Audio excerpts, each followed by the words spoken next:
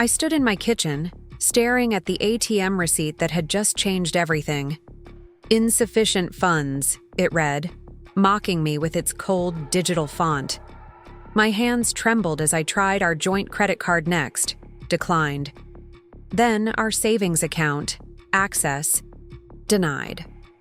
22 years of marriage and my husband Michael had locked me out of every single account we shared.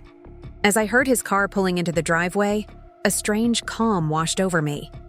He thought he'd trapped me, made me powerless.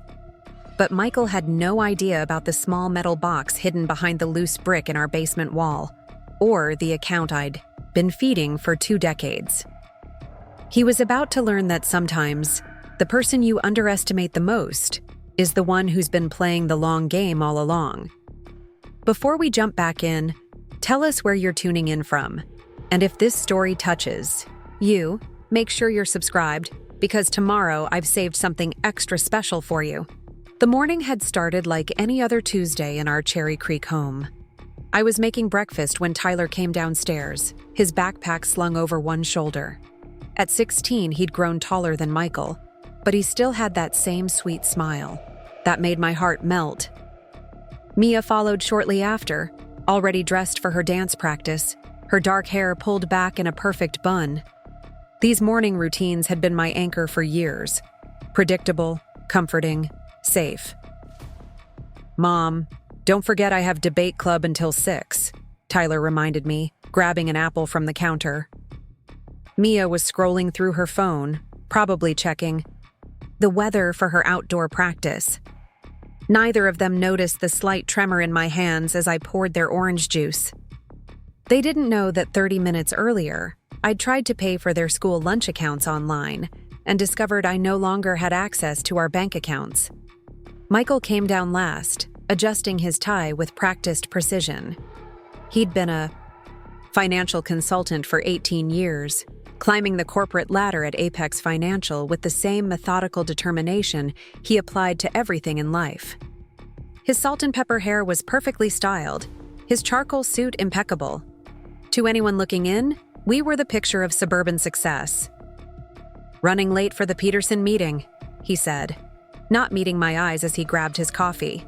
Black, no sugar, same as always. But something was different this morning. There was a tension in his shoulders, a slight edge to his voice that I'd learned to recognize over the years. After more than 2 decades together, you learn to read the subtle shifts in someone's demeanor. "Will you be home for dinner?" I asked, keeping my voice neutral. It was a question I'd asked thousands of times, but today it felt weighted with new significance. "Probably not. The Peterson account is complicated. Jessica and I will likely be working late." Jessica Chen, his new assistant. 28, Harvard MBA, and according to Michael, the most brilliant financial mind he'd ever encountered. She'd joined the firm 6 months ago, and since then, Michael's late nights had become more frequent. After everyone left, I sat at the kitchen table, staring at my laptop screen. Access denied, account locked, insufficient funds. Each message felt like a slap. I tried our mortgage account, our investment portfolio, even the small checking account we kept for household expenses. Everything was locked behind new passwords I didn't have. My first instinct was to call Michael, demand an explanation. But something stopped me. Maybe it was the way he'd been avoiding eye contact lately, or how he'd stopped sharing the small details of his day. Maybe it was the new cologne I'd noticed, or the way he smiled at his phone when he thought I wasn't looking. Or maybe it was simply 22 years of marriage teaching me when something was terribly wrong. Instead of calling him, I did something I hadn't done in years. I went down to the basement, moving past old photo albums and Tyler's abandoned baseball equipment, to the far corner where the foundation had a slight crack. Behind the loose brick, wrapped in plastic, was my secret. A small metal box containing a bank book, some cash, and the key to a safety deposit box at First National Trust in Boulder. I sat on the cold basement floor, holding that bank book like a life preserver. The account wasn't in our joint names. It was mine alone, opened the year we got married. Rachel Marie Stevens, my maiden name still printed on the faded cover. 20 years of small deposits. Birthday money from my mother, cash back from groceries, the occasional freelance writing check from the articles I wrote under a pen name. Michael never knew about my writing, dismissing my hobby of always scribbling in notebooks as just another housewife's pastime. The irony wasn't lost on me. Michael, the financial expert who preached about transparency in marriage, who insisted we combine everything because that's what partners do, had no idea his wife had been quietly building her own safety net. Every month, without fail, I'd deposited something. $20 here, $50 there, sometimes more when I sold an article or received unexpected money. It wasn't about deception. It was about the advice my grandmother had given me on my wedding day. Love with your whole heart, dear, but always keep a penny of your own. I spent the rest of the morning doing what I did best, paying attention to details others missed. I went through our mail more carefully, noticing several letters from banks I didn't recognize. I checked Michael's home office, finding the door locked for the first time in our marriage. I even drove by his office building, parking across the street like some private detective in a bad movie. That's when I saw them, Michael and Jessica, leaving the building together at 11 a.m., getting into his car, her hand briefly touching his arm in a way that was far too familiar for a professional relationship. Following them felt surreal, like I was watching someone else's life unfold. They drove to Mountain View Cafe, a small place in Lodo where we used to go when we were dating. They sat at our old table by the window, and I watched from my car as they leaned close, sharing what looked like intimate conversation over lattes. Jessica threw her head back, laughing at something Michael said, and he looked at her the way he used to look at me, before the mortgages, the children, the routines that turned passion into partnership. But it wasn't just the obvious flirtation that caught my attention. It was the documents spread between them on the table, the way Michael kept pointing to specific lines, how Jessica nodded seriously while taking notes. They weren't just having an affair, they were planning something. I drove home in a daze, my mind racing. The locked accounts, the secret meetings, the documentation, it all pointed to something larger than just infidelity. Michael wasn't just cheating. He was orchestrating something that required cutting me off financially. But why? We'd built this life together. I'd supported him through graduate school, raised our children while he traveled for work, hosted countless dinner parties for his clients. What could possibly justify this betrayal? That evening, I maintained the facade of normalcy. I made pot roast, helped Mia with her history homework, listened to Tyler talk about his debate tournament. When Michael came home at 9, smelling faintly of Jessica's perfume, I smiled and asked about his day. He gave me the same practiced lies about the Peterson account, and I nodded like I believed every word. But that night, after he fell asleep, I sat in our bathroom with my laptop, researching everything I could about financial manipulation in divorce proceedings. The patterns were disturbing. Spouses suddenly locked out of accounts, assets mysteriously disappearing, financial abuse disguised as protection.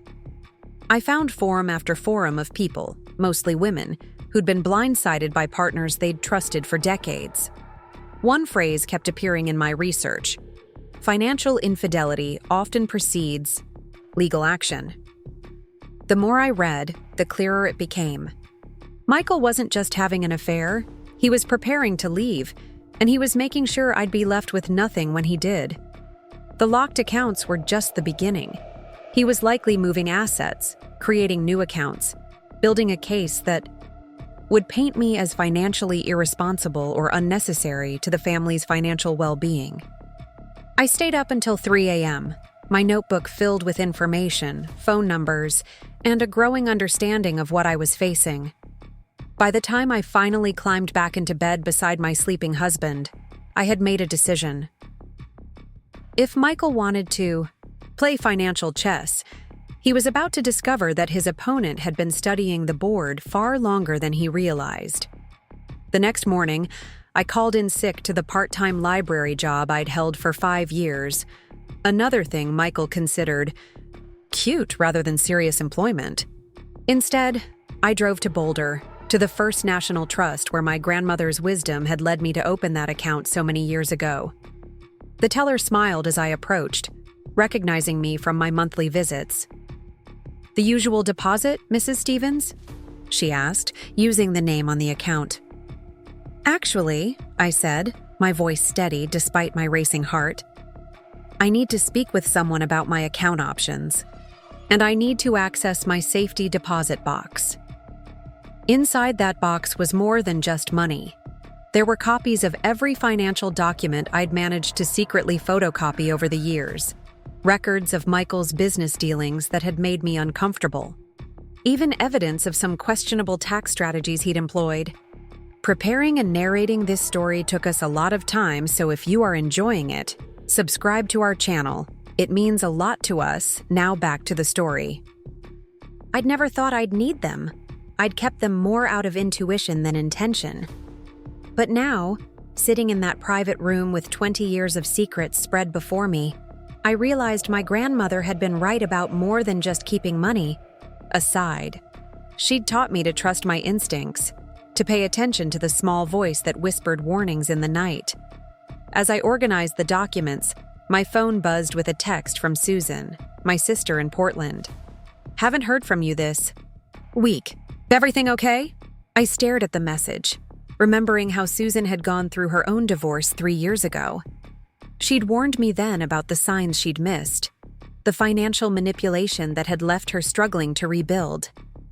I'd listened sympathetically, never imagining I'd find myself in the same position. I typed back carefully, "Can you call me when you have privacy? Need your advice on something important." The weight of what lay ahead settled over me like a heavy blanket.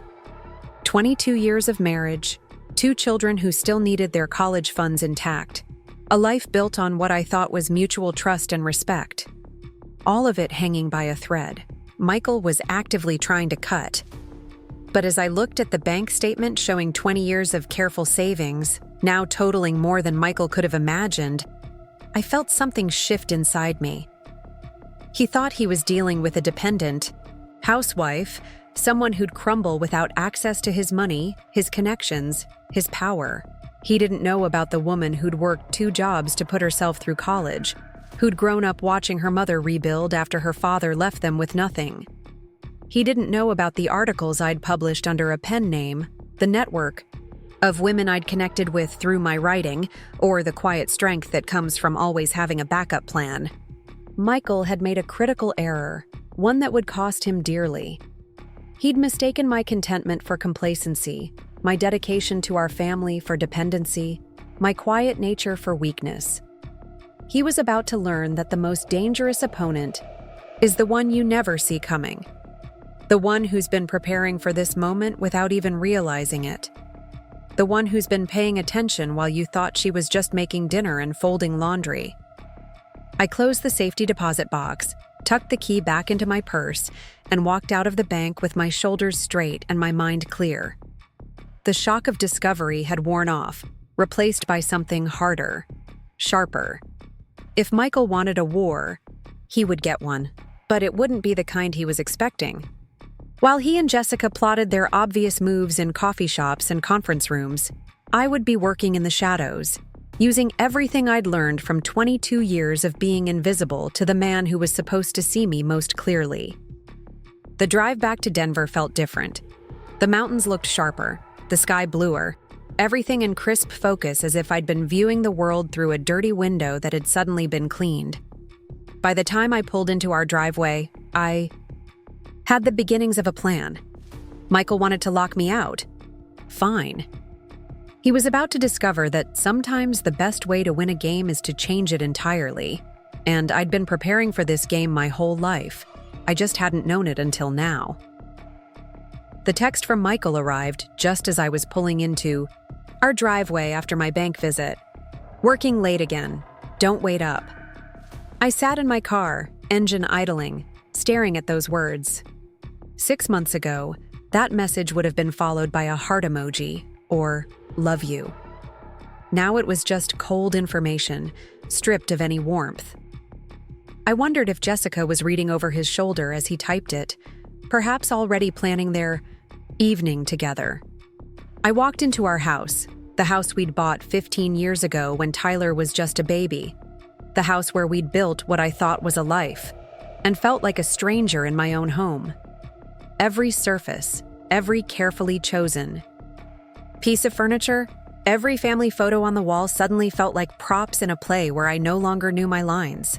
The kitchen still smelled faintly of this morning's coffee.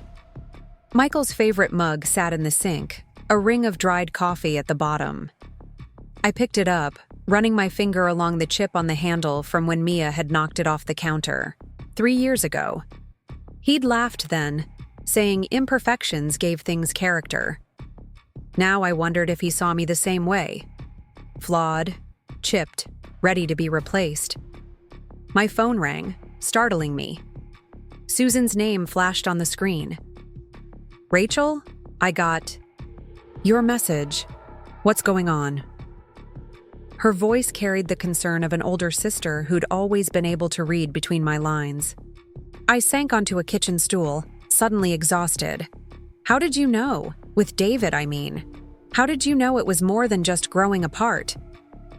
The pause on the other end told me she understood exactly what I was asking. "Oh, honey, what's he done?" The story poured out. The locked accounts, Jessica, the documents at the cafe, everything. Susan listened without interrupting until I finished with, "I keep thinking I'm overreacting, that maybe there's an explanation." "Stop." Her voice was firm. "Rachel, listen to me. David did the exact same thing. First the accounts, then the late meetings, then suddenly I was being served divorce papers with nothing to my name. These men, they follow a playbook. But you're already ahead of where I was. You have your own money?" "Yes. Not much compared to what he has, but enough." "Good. Now listen carefully. You need a lawyer, and not just any lawyer. I'm sending you a name. Patricia Martinez. She specializes in financial manipulation cases.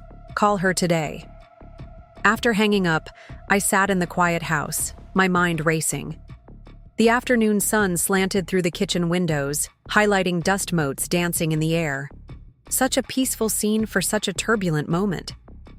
I opened my laptop and began what I realized was my own investigation. Michael's email was the first thread I pulled. We'd always shared passwords, or so I thought. But apparently, trust only flowed one way in our marriage. His password had been Tyler's birthday for years, but now it was changed. Of course it was. But Michael, for all his financial brilliance, was predictably sentimental. I tried Mia's birthday. Nothing. Our anniversary. Nothing. Then, on a hunch, I tried the date 6 months ago, when Jessica started at his firm. The inbox opened like a treasure chest of betrayal. The emails painted a clear picture. Not just an affair, but a methodical plan. Messages to financial advisors about restructuring assets, communications with a divorce attorney whose name I recognized from Michael's stories about crushing opposing counsel, reservation confirmations for restaurants I'd never heard of, hotel bookings in the city when he was supposedly at conferences. But it was one email thread that made my blood run cold. 3 weeks ago, Jessica had written, "The Cayman account is set up. We can start transferring after you initiate the separation. She'll never trace it." Michael's response, "Perfect. By the time Rachel realizes what's happening, it'll be too late. We'll be set for the fresh start we deserve." Fresh start.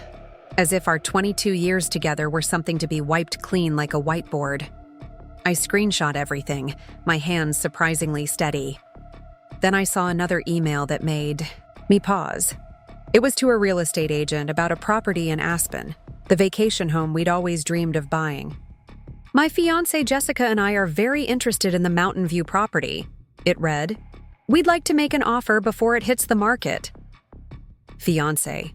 The word hit me like a physical blow. He wasn't just leaving me. He was replacing our entire life. copy-pasting a new woman into the future we'd planned together. The front door opened, startling me. "Mom!" Mia's voice called out. I got a ride home early. Dance was canceled.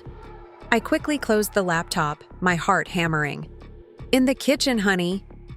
She bounced in, her dance bag slung over her shoulder, and stopped when she saw my face.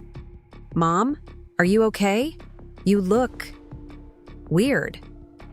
My beautiful, perceptive daughter. How do you tell your 14-year-old that her father is dismantling your family while she's at dance practice? "Just tired, sweetheart.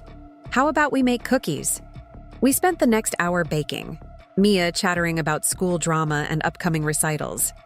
As I watched her measure flour, her face serious with concentration, I thought about what this would do to her, to Tyler. They adored their father. Would they understand? Would they blame me? "Mom," Mia said suddenly, breaking into my thoughts. "Is Dad okay? He's been acting strange lately." I paused, mixer in hand. "What do you mean?" "I don't know. He's just different. Like last week, I saw him deleting texts when I walked into his office. And he changed his phone password. He never used to care if I used his phone." Children see everything, even when we think we're protecting them. People go through phases, honey. Work stress, probably. She nodded, but her eyes remained troubled. "Yeah, maybe. It's just... Sarah's parents got divorced last year, and she said it started like this. Her dad being secretive and stuff." The mixer clattered against the bowl. "Let's not borrow trouble, okay? Whatever's going on with Dad, we'll handle it as a family." But even as I said the words, I knew they were a lie. There was no family solution to betrayal this calculated. That evening, after both kids were in their rooms, I called the lawyer Susan had recommended. Patricia Martinez answered on the second ring, her voice professional but warm. "Susan Chen told me you might call," she said. "Why don't you tell me what's happening?"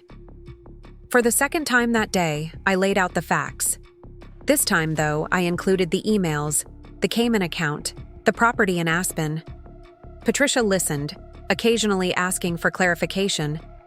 "Rachel," she said when I finished, "what your husband is doing is called financial abuse.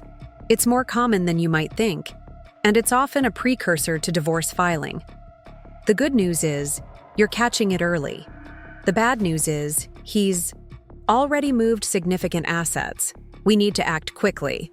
What do I do? First, document everything. Every email, every text, every strange charge on credit cards you still have access to. Second, don't let on that you know. The element of surprise is crucial. Third, can you meet me tomorrow? We need to file some emergency motions before he locks you out completely." After hanging up, I sat in the dark living room, the weight of what lay ahead pressing down on me. 22 years of marriage reduced to legal strategies and financial warfare. But as I sat there, something my grandmother used to say floated through my mind. The bamboo that bends is stronger than the oak that breaks. I had bent for years, accommodating Michael's career, his needs, his vision of our life. Now it was time to show him just how strong that flexibility had made me. The next morning, I watched Michael get ready for work with new eyes. Every familiar gesture, the way he knotted his tie, how he checked his reflection one last time before leaving, now seemed like scenes from a performance. How long had he been acting the part of devoted husband while planning his escape?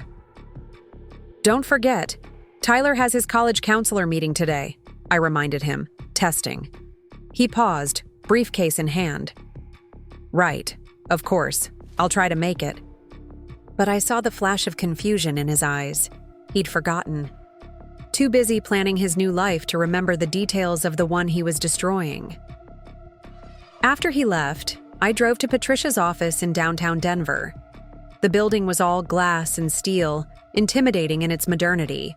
But Patricia herself was warm, her office filled with plants and comfortable chairs that made the legal surroundings less daunting. Based on what you've told me and the documents you've sent, she began, spreading papers across her desk. Your husband is engaged in what we call dissipation of marital assets. The Cayman account, the property searches, the restructuring, it's all designed to leave you with as little as possible. Can we stop it? We can try. But Rachel, I need to be honest. He's had a head start, and he's clearly working with someone who knows the system.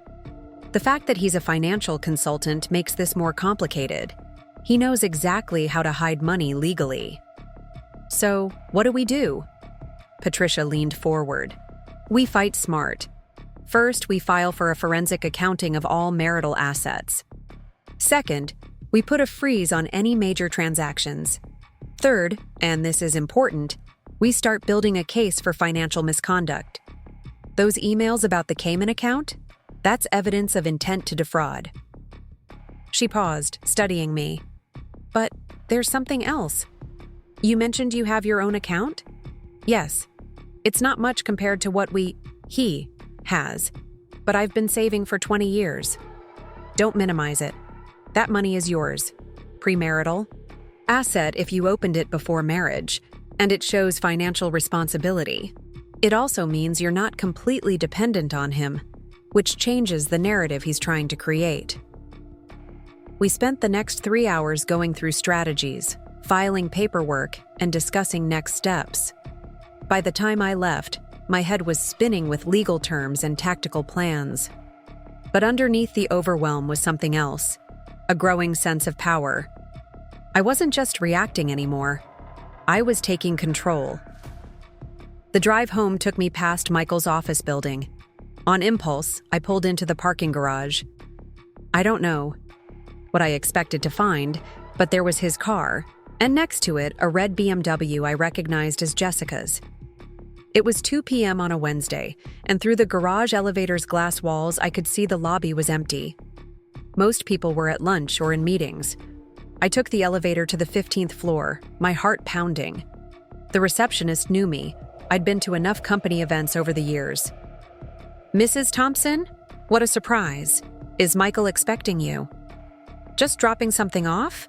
I said with a smile I didn't feel. Is he in his office? Oh, he stepped out for a meeting. But I can... No need. I'll just leave it on his desk. She buzzed me through, and I walked the familiar hallway to Michael's corner office.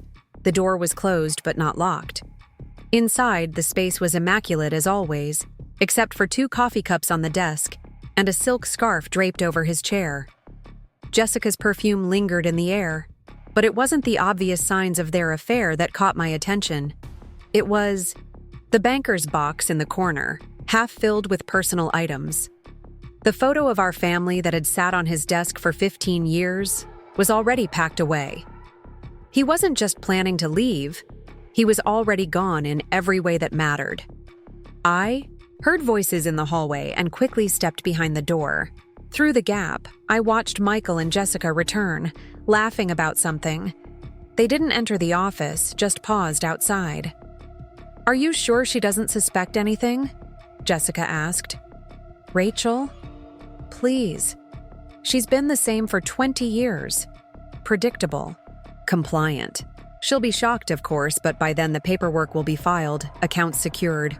She'll have no choice but to accept whatever settlement we offer. And the kids? They'll adjust. Tyler's almost in college anyway, and Mia. Well, children are resilient.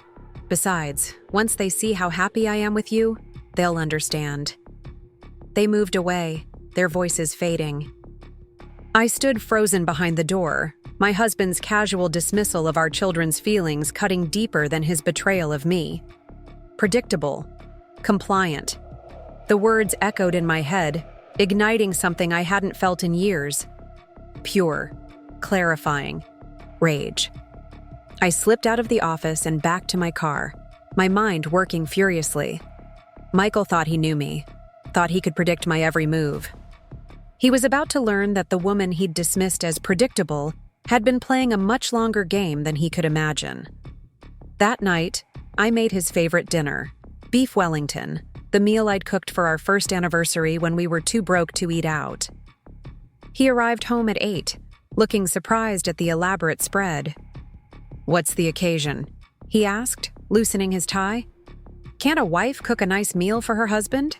I replied, pouring him a glass of the expensive wine we usually saved for special occasions. He sat down cautiously, and I watched him try to puzzle out this deviation from my predictable behavior. Throughout dinner, I played the role he expected, asking about his day, laughing at his stories about difficult clients, never mentioning that I knew Jessica was more than just his brilliant new assistant. "This was nice," he said afterward, looking almost guilty. "Like old times." "Yes," I agreed, clearing the plates. "Sometimes it's good to remember what we have before it's gone." He stiffened slightly.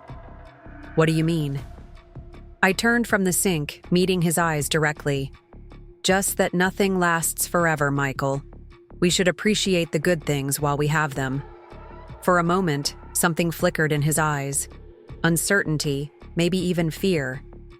Then he stood, mumbling about needing to check emails, and retreated to his office. I finished the dishes methodically, each plate and glass handled with care. In the reflection of the kitchen window, I could see myself, 43 years old, silver threading through my dark hair, laugh lines around my eyes from years of smiling at my children's antics. Not the fresh-faced girl Michael had married, but not the defeated woman he apparently expected me to become either. My phone buzzed with a text from Patricia. "Freeze on accounts approved by judge. Papers ready for tomorrow. Are you prepared?" I typed back, "More than ready." Because Michael was right about one thing, I had been predictable. Predictably loyal, predictably supportive, predictably there. But he'd forgotten that predictability isn't the same as weakness. The most predictable thing in nature is water, always flowing downhill, always finding the path of least resistance. But given enough time, water can carve canyons through solid rock. Tomorrow, Michael would learn what 22 years of predictable devotion had carved in me, not weakness but strength he'd never bothered to see. Tomorrow, the woman he thought he knew would cease to exist, and in her place would stand someone forged by betrayal into something harder, sharper, and infinitely more dangerous to his carefully laid plans. As I climbed the stairs to our bedroom, I paused at the landing where our wedding photo hung. We looked so young, so certain of our forever. I touched the glass briefly, saying goodbye not just to that couple, but to the woman I'd been for over 2 decades. Tomorrow, Rachel Thompson would stop being predictable. Tomorrow, she would become something else entirely, a force Michael had never calculated into his perfect equations. The war he'd started was about to take a turn he never saw coming. And unlike him, I wouldn't need secret accounts or hidden assets to win. All I needed was the truth, the law, and 20 years of patience transformed into purpose. Michael thought he was the financial expert, the strategic genius. He was about to discover that the most dangerous opponent isn't the one with the most money. It's the one with nothing left to lose and everything to fight for. The morning I served Michael with the court papers, the Denver sky was the kind of crystalline blue that only comes after a spring storm. I stood in our kitchen, documents tucked in my purse, watching him pour his coffee with the same precise movements he'd used for 22 years. 2 sugars, splash of cream, stir counterclockwise 3 times. Some habits, I supposed, outlived love. "Running errands this morning," I mentioned casually, buttering toast for Mia. "Might be late getting back." He barely glanced up from his phone. "Fine. I have meetings all day anyway." Meetings. I wondered if that's what he called his afternoons with Jessica now. The private investigator Patricia had hired had documented 6 meetings this week alone, complete with time-stamped photos of them entering the Ritz-Carlton downtown, the same hotel where we'd celebrated our 20th anniversary. Tyler rushed in, grabbing an apple. "Mom, can you sign this permission slip? College prep trip to Boulder next month." As I signed, I noticed Michael watching me with an odd expression. For a moment, I wondered if he sensed something different, if the steel I felt forming in my spine was somehow visible, but then his phone buzzed and his attention snapped away. A small smile played at his lips as he read the message. Jessica, no doubt. After the kids left for school and Michael for his office, I drove to the courthouse. Patricia met me in the parking lot, her briefcase bulging with documentation. "Are you ready for this?" she asked. "I've been ready for weeks," I replied, though my hands shook slightly as I smoothed my blazer. I'd chosen my outfit carefully, the navy suit Michael had bought me for his company's anniversary gala, the pearls his mother had given me on our wedding day. Let him see exactly what he was throwing away. The process server was waiting in the lobby, a nondescript man who'd probably shattered hundreds of lives with his manila envelopes. We'd timed it perfectly. Michael would be served at his office at exactly 11:30, right before his lunch meeting with the partners. Public enough that he couldn't make a scene, private enough that he couldn't claim harassment. Once he's served, Patricia explained, the restraining orders on the financial accounts become active. He won't be able to move any more money without court approval. And the Cayman account? That's trickier. But we've filed for an emergency forensic accounting. Judge Martinez is sympathetic to financial abuse cases. We should have access to those records within 48 hours. I nodded, trying to focus on the legal strategy rather than the fact that I was about to detonate a bomb in the middle of my life. Or what remained of it. At 11:45, my phone rang. Michael's name flashed on the screen. I let it go to voicemail. It rang again immediately. "You should answer," Patricia advised. "Document his initial reaction." I picked up on the third ring. "What the hell is this?" Michael's voice was low, dangerous. "I believe it's self-explanatory," I replied, proud that my voice remained steady. "Rachel, you don't understand what you're doing. Call off your lawyer. We can discuss this at home, like adults." "Like adults?" I laughed, the sound bitter, even to my own ears. "The way you discussed moving our assets to the Cayman Islands? The way you discussed buying property in Aspen with your fiancé?" The silence on the other end was deafening. When he spoke again, his voice was ice. "You've been spying on me?" "No, Michael, I've been paying attention. Something you apparently stopped doing years ago." "Listen to me very carefully," he said, the lawyer voice now, the one he used to intimidate opponents. "You're making a mistake. I have resources you can't imagine. I will bury you in legal fees. You'll end up with nothing." "I already have nothing," I shot back. "You made sure of that when you locked me out of our accounts. But here's what you didn't count on. I'm not afraid of having nothing. I've been there before. Have you?"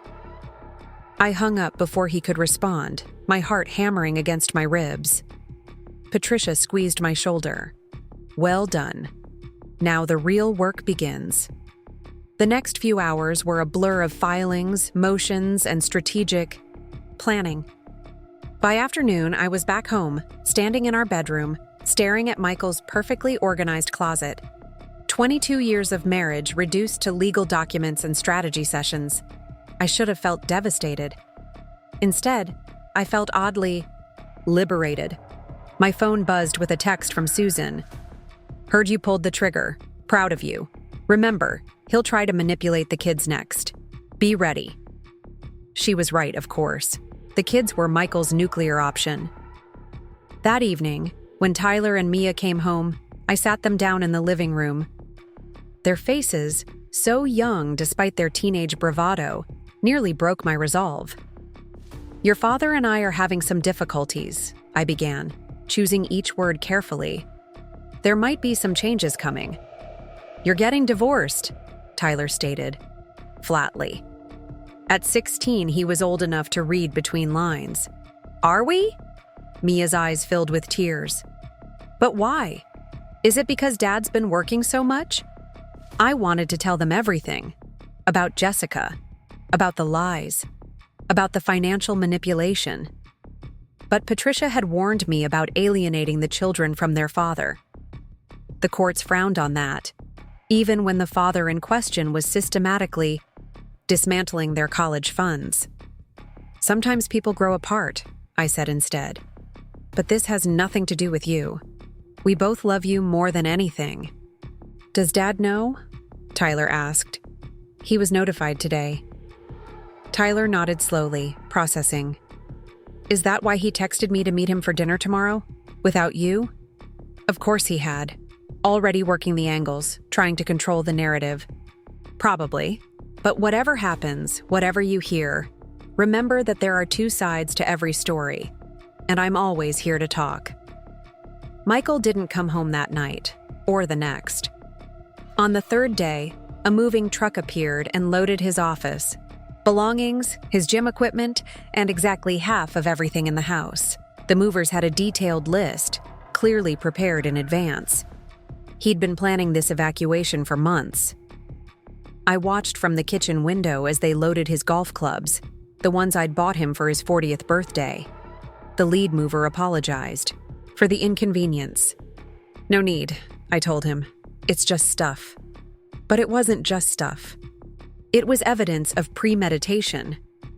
Every item on that list had been cataloged, valued, and allocated according to some spreadsheet Jessica had probably created. They took the espresso machine, but left the coffee maker. Took the flat screen from the den, but left the one in the living room. It was surgical in its precision. That afternoon, Patricia called with news. The forensic accountant found something interesting. The Cayman account? It's not the only one. There are accounts in Switzerland, the Bahamas, and Dubai. He's been moving money for at least 18 months. 18 months, I thought back, trying to pinpoint when my husband had become a stranger. Was it the night he'd missed Mia's dance? Recital because of a crisis at work? The weekend he'd spent strategizing while I took the kids camping alone? Or had it been earlier, so gradual I hadn't noticed the slow erosion of our life together? How much? I asked. At least $2 million. Possibly more. We're still tracing the transactions. $2 million. While I'd been clipping coupons and shopping sales to save for the kids' college funds, he'd been building his escape route. There's more, Patricia continued. We found emails between him and Jessica dating back 2 years. This wasn't just an affair, Rachel. This was a long-term, strategic plan to restructure his life, and you were the liability he needed to eliminate. That evening, I sat in my bedroom now, not ours, and opened my laptop. The writer in me needed to document this, to make sense of it through words. I created a new document and began typing. The end of a marriage doesn't happen in a single moment. It's not the served papers or the moving truck or even the discovery of betrayal. It's 1,000 small abandonments, 1,000,000 tiny betrayals that accumulate like sediment until one day you realize you're buried alive in the ruin of what you thought was love. The words flowed, years of silence breaking like a dam. I wrote about the first time I'd noticed Michael looking at his phone more than at me. About the way he'd stopped asking about my day, stopped noticing when I changed my hair, stopped reaching for my hand during movies. I wrote about the slow disappearance of the man I'd married, and the emergence of this cold stranger who saw me as nothing more than an obstacle to his happiness. By midnight, I had 20 pages. By dawn, I had the beginning of something that felt like reclamation. Patricia had called it evidence. Susan called it therapy. I called it truth. The next morning, Michael's lawyer contacted Patricia. They wanted to meet, to discuss terms. He's scared, Patricia told me. The forensic accounting has him spooked. He knows we're finding everything. What does he want? To settle quickly. He's offering the house, one of the cars, and a lump sum. In exchange, you waive rights to alimony and any claim on his business. How much? $300,000. I almost laughed. After 22 years, 2 children, and supporting him through law school, he thought he could buy his freedom for the price of a modest house. Counter with this, I said. I want half of everything, including the offshore accounts. I want Full forensic disclosure of all assets. I want child support through college. And I want a written apology to our children for lying to them." Patricia raised an eyebrow. "The apology isn't legally enforceable." "I know, but he won't do it. And that tells me everything I need to know about his priorities." She was right. Michael's response was swift and furious. Not only did he refuse the counteroffer, but he filed his own motion accusing me of financial misconduct. According to his filing, I had been secretly hoarding marital assets and hiding money from the family. The irony was almost beautiful. My 20-year-old savings account with its modest $180,000 balance was being painted as some kind of criminal enterprise, while his millions in offshore accounts were merely prudent financial planning. That weekend, Tyler came home from his dinner with Michael looking troubled. "Dad says you've been lying to us," he said, not meeting my eyes. "He says you have secret bank accounts and that you're trying to steal his money." I set down the paisi dish I was washing and turned to face my son. "Tyler, do you remember when you were 8 and wanted that telescope? The really expensive one?" He nodded, confused by the seeming non sequitur. "Your dad said we couldn't afford it. I bought it anyway, using money I'd saved from selling articles online. Do you remember what he said when he found out?" Tyler's brow furrowed. "He was mad. Said you shouldn't keep secrets." "And do you remember what I told you then?" "That sometimes people need something that's just theirs," he said slowly. "That savings account he's talking about? I opened it the year we got married. Every month I put away what I could. Birthday money from grandma, cash back from groceries, payment for freelance work. It was never a secret. Your dad just never asked." Tyler was quiet for a long moment. "So he's the one who's been hiding money?" "On a scale you can't imagine." "Why?" It was such a simple question, but the answer was so complex. Why does anyone betray the person they promised to love forever? Why do people convince themselves that happiness lies in destruction rather than repair? "I think," I said, carefully, "sometimes people change so slowly that they don't realize they've become someone else entirely. And sometimes they blame the people who knew them before for reminding them of who they used to be." That night, unable to sleep, I went downstairs and found Mia curled up on the couch, clutching her phone. "Can't sleep either?" I asked. She shook her head. "Sarah's parents just finalized their divorce. She has to move because her mom can't afford their house anymore. That won't happen to us, will it?" I sat beside her, pulling her close. "No, baby. Whatever happens, you're not losing your home. Dad says we might have to sell it. He says you're being unreasonable." The manipulation was starting earlier than I'd expected. "Your dad is saying a lot of things right now. Some of them might even be true. But here's what I know for sure. This house is paid for, your college, funds are protected, and I will fight with everything I have to make sure your life stays as stable as possible." "But what about you?" she asked, her voice small. "Will you be okay?" I kissed the top of her head, breathing in the familiar scent of her strawberry shampoo. "I'm going to be more than okay. I'm going to be free." The war had truly begun, but as I held my daughter in the quiet house, I realized something crucial. Michael thought this was about money, about winning, about control. But it wasn't. It was about something much simpler and much more profound. It was about remembering who I was before I became Mrs. Michael Thompson. It was about showing my children that sometimes the bravest thing you can do is refuse to disappear. Tomorrow would bring more legal battles, more accusations, more attempts to rewrite history. But tonight, in the soft glow of the living room lamp, with my daughter's trust still intact and my son beginning to see the truth, I had already won the only victory that truly mattered. The rest was just paperwork. The morning of the final custody hearing dawned clear and cold. Denver's October skies were a piercing blue that seemed to mock the gravity of what lay ahead. I stood at my kitchen window, watching a lone maple leaf spiral down from the tree in our front yard. 23 years ago, Michael and I had planted that tree together, newly married and full of hopes for the future we'd build. Now that future was being dismantled in courtrooms and legal offices, dissected by strangers who knew nothing of what we'd once meant to each other. "Mom?" Tyler's voice broke through my thoughts. He stood in the doorway, dressed in the navy suit we'd bought for his debate finals.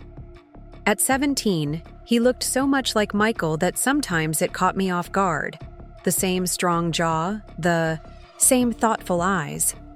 But there was a gentleness in Tyler that Michael had lost somewhere along the way, a thoughtfulness that had survived the upheaval of the past months.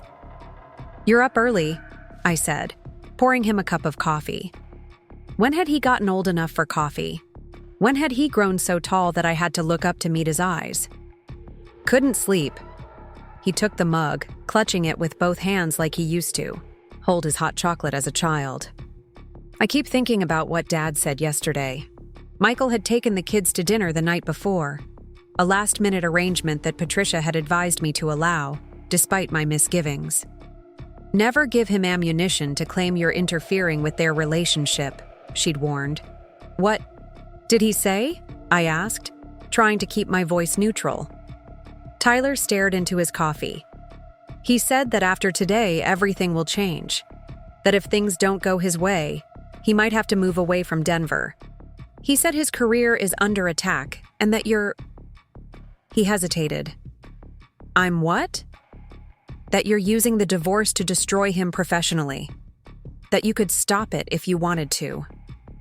The familiar surge of anger rose like bile in my throat. Even now, facing federal investigation for his involvement with Jessica's financial schemes, Michael was trying to manipulate our children into becoming his defenders. "Tyler," I said carefully, "your father is in trouble because of choices he made, not because of me. The FBI investigation has nothing to do with our divorce." "I know that," Tyler said quickly. I wish he'd stop trying to make us choose sides." I reached across the table and squeezed his hand. "You never have to choose. No matter what happens in court today, you and Mia will always have both of us." But even as I said it, I wondered if that was still true. The Michael we'd known, the man who'd taught Tyler to ride a bike and who'd built Mia's science fair projects, seemed to have vanished, replaced by a stranger consumed with self-preservation and bitter recriminations. Patricia arrived at 9, dressed in a tailored charcoal suit that projected exactly the right balance of authority and restraint. She'd become more than just my lawyer over the past months. She was my guide through the bewildering landscape of divorce, financial investigation, and custody battles. "Are you ready?" she asked, her eyes scanning my face for signs of doubt. "As ready as I'll ever be." I smoothed the skirt of my navy dress, simple, dignified, mother-like. We'd chosen it carefully, understanding that today was as much theater as it was legal proceeding. "Remember what we discussed," Patricia said as we drove to the courthouse. "Michael's going to try to portray himself as the victim of circumstances. He'll claim he was manipulated by Jessica, that he knew nothing about the illegal activities, that he's just a devoted father trying to maintain a relationship with his children despite your vindictiveness. And we let him hang himself with his own lies," I finished. It was the strategy we'd been developing for weeks: give Michael enough rope, and his own arrogance would do the rest. The courthouse loomed ahead, its glass and steel facade gleaming in the morning sun. Television vans lined the street. Michael's case had become a local sensation thanks to the FBI investigation and Jessica's dramatic airport arrest. Patricia guided me through a side entrance, avoiding the reporters clustered at the main steps. Inside, the tension was palpable. Michael and his legal team occupied one side of the corridor, Richard Blackwood still at the helm, flanked by 2 younger associates who looked like they'd stepped out of a law firm brochure. Michael himself stood slightly apart, checking his phone with the appearance of casual confidence. But I'd lived with him long enough to recognize the tightness in His jaw, the slight furrow between his brows that betrayed his stress. He looked up as we approached, his eyes meeting mine for a brief moment before sliding away. He'd lost weight in the month since he'd moved out, his custom-tailored suit hanging slightly loose on his frame. I felt an unexpected twinge of... what? Not sympathy, certainly. Perhaps just the ghost of the care I'd once felt for him, like a phantom limb that still aches after amputation. Judge Catherine Williams's courtroom was smaller than I'd expected, more intimate. The polished wood and formal atmosphere seemed at odds with the raw, messy emotions that would be laid bare within these walls. Mia and Tyler were already seated, in the back row, having arrived with Susan earlier. Mia gave me a small wave, her face pale but composed. Tyler sat with his arm around his sister's shoulders, his expression unreadable. "All rise," the bailiff called, and Judge Williams entered, a tall woman with silver hair and penetrating eyes that seemed to take in everything at once. She'd built a reputation for fairness, but zero tolerance for manipulation, especially in cases involving children. Patricia had been delighted when she was assigned to our case. "Be seated," Judge Williams said, her voice carrying effortlessly through the room. "We're here today to determine custody arrangements for Tyler and Mia Thompson, as well as to address certain financial matters related to the divorce of Rachel and Michael Thompson." She peered over her glasses at both legal teams. "I've reviewed the submitted materials thoroughly, and I have several concerns." My heart stuttered. Concerns could go either way. "Before we begin," the judge continued, "I want to make one thing absolutely clear. This courtroom will not be used as a venue for character assassination or revenge. I'm interested in facts, not feelings. I'm interested in what serves the best interests of these children, not what punishes either parent. Is that understood?" Both legal teams murmured their agreement.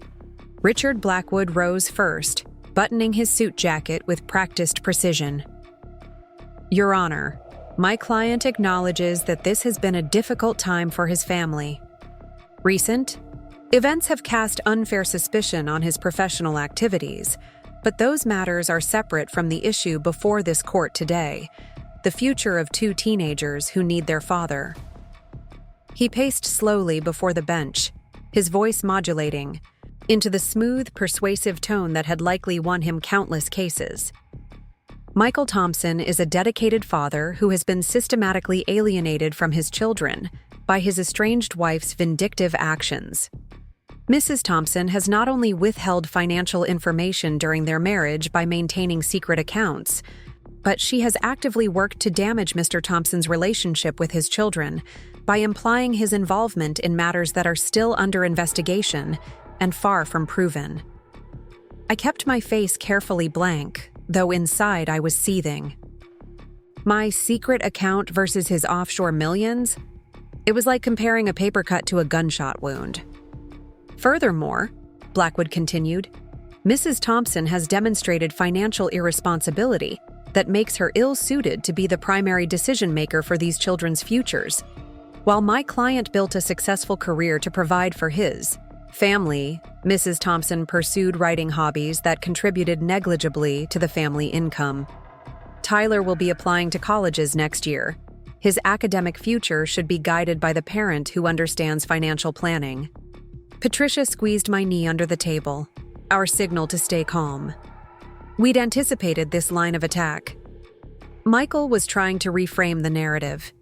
He wasn't a financial manipulator, he was a prudent provider. I wasn't financially independent. I was fiscally irresponsible. When it was Patricia's turn, she approached the bench with quiet confidence. "Your Honor, opposing counsel has presented a creative reinterpretation of the facts. Let's address reality." She turned slightly, ensuring that both the judge and Michael could see her expression. "The secret account that Mr. Thompson complains about contained approximately $180,000, money that Mrs. Thompson saved over 20 years from her own earnings, family gifts, and small economies. This account, which Mr. Thompson now finds so objectionable, is what prevented Mrs. Thompson and her children from financial disaster when Mr. Thompson systematically locked her out of every family account without warning. Patricia placed a document on the judge's bench. This is the forensic accountant's preliminary report. It shows that over the past 18 months, Mr. Thompson transferred more than $3 million to offshore accounts in the Cayman Islands, Switzerland, and Dubai. During this same period, he reduced the children's college funds from approximately $200,000 to less than $30,000, all while maintaining the appearance of normal family financial operations. Judge Williams reviewed the document, her expression hardening. "Mr. Blackwood, your response to these allegations?" Blackwood cleared his throat. "Your Honor, my client acknowledges certain financial restructuring in preparation for potential divorce. This is standard practice for high-net-worth individuals. As for the college funds, investments sometimes undergo temporary downturns. Mr. Thompson had every intention of restoring those funds." "After hiding them from his wife?" Judge Williams raised an eyebrow. "Financial privacy is not a crime, Your Honor." "Perhaps not in itself," the judge replied, "but context matters." The morning proceeded with a detailed examination of our financial history. Patricia methodically laid out the timeline. Michael's first meetings with Jessica, the gradual movement of assets, the emptying of accounts, and finally, the complete financial lockout that had triggered my discovery of his betrayal. Through it all, Michael maintained a facade of professional composure, but I could see the cracks forming. His left hand trembled slightly as he made notes. He kept glancing toward the back of the courtroom, where Tyler and Mia sat watching, with increasingly troubled expressions. This wasn't going according to his script. He was supposed to be the wronged husband, not a financial predator caught in the act.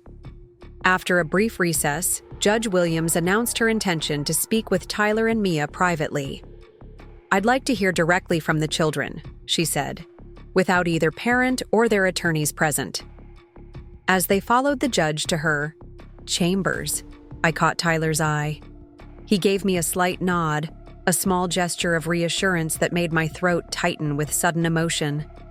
Whatever happened, my son still had my back. The 45 minutes they spent with the judge were among the longest of my life. I sat on a bench in the hallway, trying not to speculate about what my children might be saying. Were they defending Michael? Blaming me for the disintegration of our family? Or were they finally voicing the confusion and hurt they'd been carrying? These past months? Patricia sat beside me, reviewing notes for the afternoon session. "Don't worry," she said without looking up. "Kids see more than we give them credit for. They know who was there for dance recitals and who was working late with Jessica." When they emerged from chambers, Mia's eyes were red-rimmed, but she walked with her shoulders straight. Tyler's expression was grim, determined. They didn't look at either Michael or me as they returned to their seats. Judge Williams reconvened the session with a different energy, more focused, more intent. "I've heard from both children," she said, "and I find their perspectives enlightening.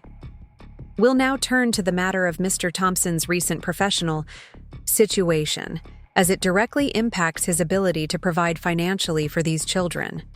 This was the moment we'd been waiting for. Patricia had argued successfully that Michael's entanglement with Jessica's financial schemes was relevant to the custody decision, not just the divorce settlement. Judge Williams had agreed, over Blackwood's strenuous objections. "The court calls Special Agent Daniel Ramirez," the bailiff announced. Michael went perfectly still. This was the FBI agent leading the investigation into Jessica's money laundering operation, and, by extension, Michael's involvement in it. His testimony had been a calculated risk on our part. If he revealed too much about the ongoing investigation, it could prejudice the judge against Michael unfairly. But if he could establish a pattern of deception that extended beyond our marriage into Michael's professional life, it would undermine every claim Michael had made about being the more responsible parent. Agent Ramirez took the stand, a compact, Man with close-cropped salt and pepper hair and the careful precision of someone accustomed to choosing his words with extreme care. He was sworn in, and Patricia began her questioning. Agent Ramirez, can you explain to the court the nature of the investigation in which Mr. Thompson has been implicated? Blackwood shot to his feet. Objection, Your Honor. Implicated presumes guilt. My client has not been charged with any crime. Sustained, Judge Williams said. Rephrase, counselor. Patricia nodded. Agent Ramirez, can you explain the investigation in which Mr. Thompson's former colleague, Jessica Chen, has been charged? Ms. Chen is currently facing charges related to a sophisticated money laundering operation that used legitimate investment vehicles to clean approximately $40 million of funds from various criminal enterprises. The operation involved creating shell companies, fake investment portfolios, and offshore accounts to obscure the origin of the money. And how is Mr. Thompson connected to this investigation? Agent Ramirez glanced briefly at Michael. Mr. Thompson worked closely with Ms. Chen on several of the investment vehicles later identified as part of the laundering scheme. The extent of his knowledge about the illegal nature of these transactions is still being determined. In your professional opinion, based on the evidence you've reviewed, could Mr. Thompson have been unaware of the illegal nature of these transactions? Objection, Blackwood shouted. Calls for speculation. I'll allow it, Judge Williams said. The agent can testify to his professional assessment based on the evidence. Agent Ramirez considered for a moment. Given Mr. Thompson's experience and position, it would be unusual for someone with his expertise to miss the red flags present in these transactions, particularly the structured deposits designed to avoid reporting requirements and the circular movement of funds through multiple jurisdictions. Patricia nodded. Thank you, Agent Ramirez. No further questions. Blackwood's cross-examination was aggressive, trying to establish that Michael might have been an unwitting participant in Jessica's schemes. But Agent Ramirez remained unshakable, neither confirming nor denying Michael's direct involvement, while making it clear that ignorance seemed improbable given the circumstances. As the agent stepped down, I risked a glance at Michael. His composure had cracked entirely now, his face ashen, his hands clasped so tightly on the table that his knuckles showed white. This was what he'd feared most. The public exposure of his professional misconduct, witnessed by his children. The afternoon brought character witnesses, colleagues who testified to Michael's professional excellence, neighbors who spoke about him as a devoted father, his mother who tearfully described him as a good boy who made bad choices. But the damage had been done. No amount of character testimonials could erase the image of Michael as a man who had systematically betrayed not just his wife, but possibly his professional ethics as well. My witnesses painted a different picture.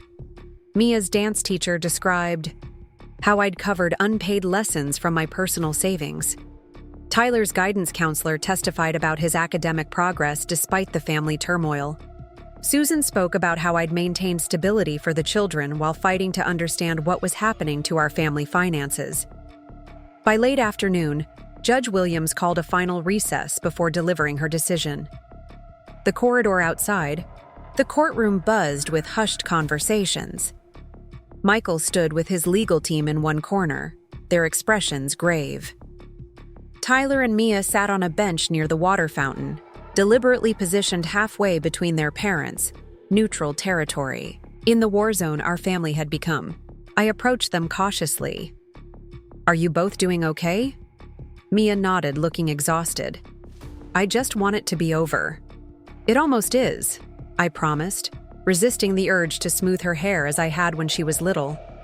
She needed her space now, her dignity in this public arena. Mom, Tyler said quietly. Dad asked to speak with us before the judge announces her decision. Is that okay? Every protective instinct in me wanted to refuse, to shield them from whatever manipulation Michael might attempt. But they weren't small children anymore. They had the right to hear both sides, to form their own judgments. "Of course," I said. "Take whatever time you need." I watched them cross the corridor to where Michael waited, his face lighting with relief as they approached. Whatever his failings as a husband, he did love our children. That truth existed alongside his betrayal, making everything more complicated, more painful. Patricia appeared at my elbow. "The judge is expected to rule in 15 minutes. Are you ready? Do I have a choice?" She smiled grimly. "Not really. But for what it's worth, I think today went as well as we could have hoped. Agent Ramirez's testimony was particularly effective." Across the corridor, Michael was speaking intently to Tyler and Mia, his hands moving in the animated way they did when he was trying to persuade someone. Tyler's back was to me, but I could see Mia's face, troubled, confused, her eyes darting occasionally toward me as if checking that I was still there. "What do you think he's telling them?" I asked. Patricia followed my gaze.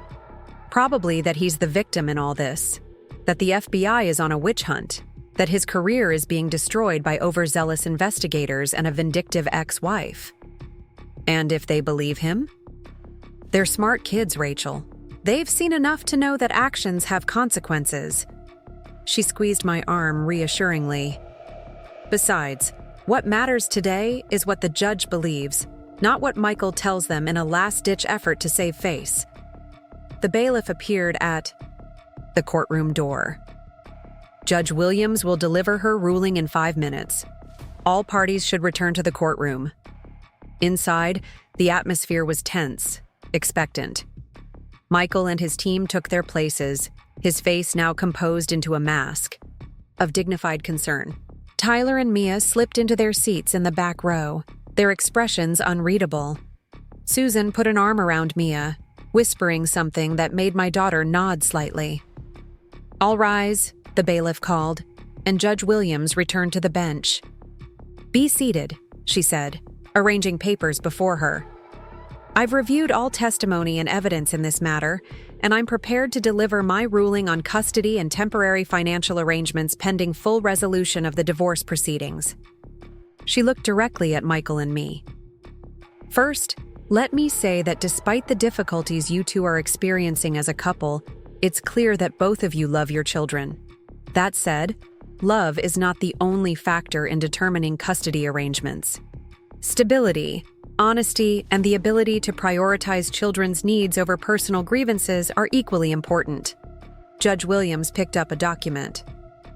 "Based on the evidence presented, including testimony from the children themselves, I find that Rachel Thompson has provided the primary emotional support and day-to-day stability for Tyler and Mia throughout this difficult transition. While Michael Thompson has maintained his relationship with his children, his recent actions, specifically the financial manipulation that left the household without resources, demonstrate a concerning prioritization of personal interests over family welfare." My heart pounded so loudly I was sure everyone could hear it. Patricia's hand found mine under the table, squeezing gently. "Therefore," Judge Williams continued, "I award primary physical custody to Rachel Thompson, with Michael Thompson to have visitation every other weekend and 1 evening per week. Given Tyler's age and expressed preferences, his visitation schedule may be more flexible, arranged directly between father and son as they see fit." I exhaled slowly. Primary custody. The outcome we'd hoped for, but I took no joy in the defeat. I saw in Michael's slumped shoulders. This wasn't a victory. It was the least painful option in an impossible situation. "Regarding financial matters," the judge went on, "I'm troubled by the evidence of systematic financial manipulation. Mr. Thompson's actions in removing Mrs. Thompson's access to marital assets without notice represent a form of financial abuse that this court cannot condone. Therefore, pending full forensic accounting and final property division, I order the immediate restoration of Mrs. Thompson's access to all marital accounts. Additionally, Mr. Thompson is ordered to pay both child and spousal support in amounts to be determined after complete financial disclosure, including all offshore accounts." She fixed Michael with a stern look. "Mr. Thompson, I strongly advise you to cooperate fully with the forensic accounting process. Any further attempts to hide assets or manipulate financial information will be viewed extremely unfavorably by this court." Michael nodded stiffly, his jaw clenched. "Finally," Judge Williams said, "given the ongoing federal investigation involving Mr. Thompson's business activities, I am placing a temporary hold on all major financial transactions involving marital assets until that matter is resolved or further order of this court. This is to protect the family's resources from potential seizure or penalties that might result from the investigation." She gathered her papers. "We'll reconvene in 60 days to review compliance with these orders and to address any new developments. Until then, I expect both parties to focus on minimizing the impact of this transition on their children. Court is adjourned." The gavel came down with finality. Around me, people began to move, gather belongings, whisper reactions. But I sat, perfectly still, absorbing the reality that after months of uncertainty, I had won the first significant battle in the war Michael had started when he locked me out of our accounts. Patricia was already on her feet, gathering her files. "This is better than we could have hoped for," she said quietly. "The judge essentially validated every argument we made." Across the aisle, Michael sat with his head bowed while Blackwood spoke urgently in his ear. He looked not just defeated but demolished, a man watching his carefully constructed life crumble piece by piece. Tyler and Mia approached hesitantly, their expressions a mix of relief and sadness. I stood, opening my arms, and they moved into my embrace. We stood that way for a long moment, our small family circle temporarily complete. "Can we go home now?" Mia asked, her voice muffled against my shoulder. "Yes, sweetheart. We can go." As we gathered our things, Michael finally looked up. Our eyes met across the courtroom, his hollow with defeat, mine steady with the calm that comes from finally facing the truth after months of lies and manipulation. In that moment, I felt no triumph, no vindication, just a profound sadness for everything we'd lost and everything our children would have to navigate in the years ahead. Outside, autumn had painted the trees around the courthouse in fiery oranges and deep reds. The air was crisp with the promise of winter, of change, of endings that make room for new beginnings.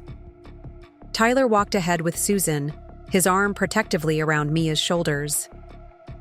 I followed a few steps behind, watching my children move into the future we would build together, a future different from the one I'd imagined, but perhaps stronger for having been forged in fire. The drive home was quiet, each of us lost in our own thoughts. As we turned onto our street, Tyler finally broke the silence. "Mom, I need to tell you something about what Dad said to us before the judge's decision." My hands tightened on the steering wheel. "You don't have to, honey. What's between you and your father is private." "No, you should know." He took a deep breath. "He told us that he was going to fight for full custody because you weren't financially responsible enough to raise us properly. He said once the FBI investigation cleared him, he'd be able to provide opportunities you never could." The casual cruelty of it, using our children's futures as a weapon, stole my breath for a moment. "And what did you say?" Tyler's voice was steady. "I told him that being a parent isn't about money. It's about showing up. And you've always shown up, even when it was hard." In the rearview mirror, I saw Mia nod in agreement, tears shining in her eyes. "He didn't like that," Tyler continued. "He said we were too young to understand the real world, that financial security matters more than we realize. That's when Mia told him. I told him I'd rather be poor with someone who loves me than rich with someone who lies," Mia interrupted fiercely. "I told him you never stopped being our mother, even when he stopped being a real father." We pulled into the driveway of the house that had been our family home, the house that was now mine by court order. As I turned off the engine, I looked at these two remarkable people we had created, these children who had somehow maintained their moral compass, even as the adults in their lives lost their way. "I'm so proud of you both," I said, my voice catching. "And I promise you this, whatever happens with the divorce, with the investigation, with all of it, we're going to be okay. The three of us together, we've got this." Tyler smiled, that rare, full smile that transformed his serious face. "We know, Mom. We've always known." Inside, the house felt different somehow, lighter, freed from the weight of secrets and lies. I moved through the rooms, opening windows to let in the crisp autumn air, clearing away the tension that had clung to every surface in the months of legal battles. That evening, we ordered pizza and watched movies in our pajamas, an impromptu celebration of our new normal. As Mia laughed at some joke in the film, her head resting on my shoulder, I felt the first real stirrings of hope. We were wounded, changed, but not broken. Never broken. Later, after the kids had gone to bed, I sat in my office, formerly Michael's, study, now transformed with my books, my laptop, my presents. The wall where his law degree once hung now displayed framed copies of my published articles. The shelves that had held his legal texts now contained my favorite novels and reference materials. It was a physical manifestation of the reclamation happening in every aspect of my life. I opened my laptop and began to write, not the novel I'd been working on before everything fell apart, but something new. A nonfiction account of financial manipulation in marriage, a guide for women to protect themselves from what had happened to me. The words flowed easily, powered by experience and the clarity that comes from finally seeing the truth. Around midnight, my phone rang. Unknown number. I almost didn't answer, but something, intuition perhaps, made me pick up. "Rachel? It's Jessica." The voice I'd heard only in recordings, the woman whose existence had shattered my life, was suddenly, impossibly, on the other end of the line. "How did you get this number?" I asked, my voice steadier than I felt. "That doesn't matter." Her voice was low, urgent. "What matters is that I have information you need. About Michael, about the money, about everything." "Why would you help me? You're facing federal charges." She gave a short, bitter laugh. "Exactly. And your husband is trying to make sure I take the fall alone. I'm calling because I'm tired of men like Michael Thompson using women and discarding them when it's convenient." "You were his mistress," I reminded her, the word tasting sour in my mouth. "You helped him hide money from his family. You aren't exactly an innocent victim here." "No," she agreed. "I'm not innocent, but neither is Michael. And the difference between us is that I'm willing to face the consequences of my actions. He's still trying to slither away clean." I should have hung up. This woman had helped dismantle my marriage, had conspired with my husband to leave me, financially destitute. But something in her voice, a rawness, a desperation, kept me listening. "What kind of information?" "The kind that can ensure he never hurts you or your children again." She paused. "There's more money than you know. About Rachel, way more. And there are documents, evidence of things that go beyond just hiding marital assets." "Why tell me? Why not the FBI?" "I'm telling them too," she said. "But you deserve to know exactly who you were married to, for your own protection and for your kids." My heart pounded in my ears. "How do I know this isn't some kind of trap? Some scheme you and Michael cooked up together?" "You don't," she admitted. "But ask yourself this. What would I have to gain by lying to you now? I'm already facing prison time. Michael and I are done. This call isn't about saving myself. It's about making sure he doesn't get away with what he's done to both of us." The clock on my desk showed 12:37 a.m. Outside, the wind had picked up, rattling the windows. In the quiet house with my children sleeping just down the hall, I made a decision that would change everything again. "I'm listening," I said. Next morning dawned gray and cold, with heavy clouds promising snow. I hadn't slept, my mind racing with everything Jessica had told me. If even half of it was true, Michael wasn't just a cheating husband who'd hidden money from his wife. He was something far more dangerous, a man who had crossed lines I'd never imagined him capable of crossing. I called Patricia as soon as the office opened. "We need to meet," I said without preamble. "I've received information about Michael that changes everything." "What kind of information?" she asked, instantly alert. "The kind I don't want to discuss over the phone. How soon can you see me?" 2 hours later, I sat in Patricia's office, the recording of my conversation with Jessica playing on her computer. Patricia listened with growing alarm, taking notes continuously. When it ended, she sat back in her chair. "If what she's saying is accurate, this goes well beyond divorce proceedings. This is criminal activity on a scale that could put Michael away for years." "Do you believe her?" Patricia considered carefully. "Jessica Chen has strong motivation to shift blame right now. But the details she provided, account numbers, transaction dates, names of shell companies, those can be verified. And her claim that she's sharing this with the FBI suggests she believes it will help her case, which means there's likely documentation to back it up. So, what do? First, we contact Agent Ramirez. This information falls squarely within the scope of their investigation. Second, we ask for enhanced protection in the divorce proceedings, specifically, a freeze on all assets worldwide, not just the ones we already know about. Third, she fixed me with a serious look, you need to consider whether Tyler and Mia should have restricted contact with Michael until this is sorted out. The thought of cutting my children off from their father, regardless of his flaws, made my stomach clench. They've already lost so much. "Rachel," Patricia said gently, "if what Jessica claims is true, Michael has been involved in laundering money for people who won't hesitate to use violence to protect themselves. That puts anyone close to him at risk, including you and the kids." The reality of the situation hit me with physical force. This wasn't just about bank accounts and custody arrangements anymore.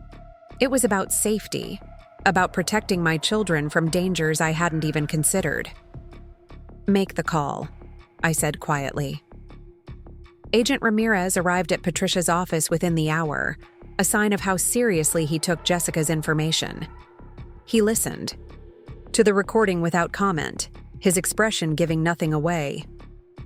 "Ms. Chen contacted us yesterday with similar information," he confirmed when it finished. "We're in the process of verifying her claims." "And if they're true?" I asked. He chose his words carefully. "If verified, this would significantly expand the scope of our investigation. Mr. Thompson would likely face additional charges beyond what we initially anticipated." "And the risk to my client and her children?" Patricia pressed. "Based on the entities Ms. Chen claims were involved, there could be legitimate security concerns.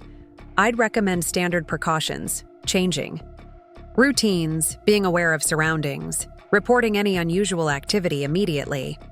The clinical way he described potential danger to my family made it seem both surreal and terrifyingly concrete. This was happening. This was real. "What should I tell my children?" I asked. Agent Ramirez's professional demeanor softened slightly. "The truth, but measured. They should be alert but not terrified, and they should understand that contact with their father might be monitored for a while. Not to spy on them, but to ensure their safety." I nodded, trying to imagine having this conversation with Tyler and Mia.